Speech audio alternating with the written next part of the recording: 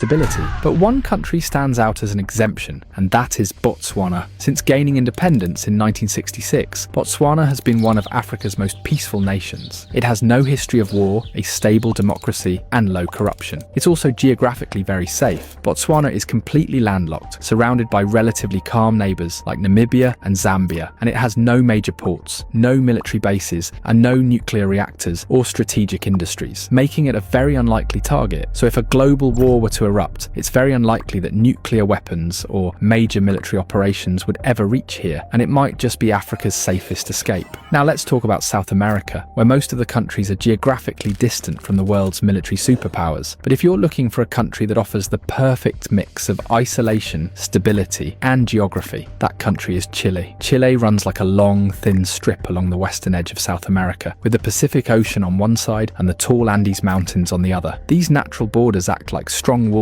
making it extremely difficult for any country to invade it. Chile also has no major enemies, no nuclear weapons, and no involvement in international conflicts. Its foreign policy is focused on only trade and diplomacy, and not military power. The country is also self-sufficient in food and energy, giving it the ability to withstand global economic shocks better than most of its neighbours. In both world wars, Chile stayed mostly neutral, and in a modern global war, it's unlikely that anyone would want to drag Chile into it. Finally, in North America, most would assume that Canada's proximity to the United States makes it unsafe. But the truth is, Canada is still the safest country on the continent. Yes, it's a NATO member, and yes, it shares a long border with the US, but Canada has a long tradition of peacekeeping, a low military profile, and very few strategic targets. Outside of a few urban centres, Canada doesn't share borders with any other country except for the United States. Its cold and vast landscape also helps. Most of Canada is too remote to be worth attacking, and unlike the US, Canada doesn't play a major role in global power politics. Canada has also kept strong diplomatic relationships with most countries, even rivals like China and Russia, and while it could still feel the impact of global war, it's far less likely to be attacked directly. So if you're in North America and looking for safety, Canada is your best bet. In the end, let's go even farther, to a remote pair of islands in Oceania known as New Zealand. New Zealand might be the safest place in the entire world during World War III. Located thousands of kilometres away from any major conflict zone, New Zealand is geographically very isolated. Now this is usually seen as a disadvantage, but in a world war, it becomes the best protection possible. Any invader would have to cross vast oceans just to reach its shores. New Zealand also has no powerful enemies, no nuclear facilities, and no strategic targets that would interest a foreign military. It's self-sufficient in food, has a peaceful foreign policy, and has one of the cleanest environments on Earth. During both world wars, New Zealand was involved, but mostly far from the front lines. In a modern nuclear war, it would probably be left alone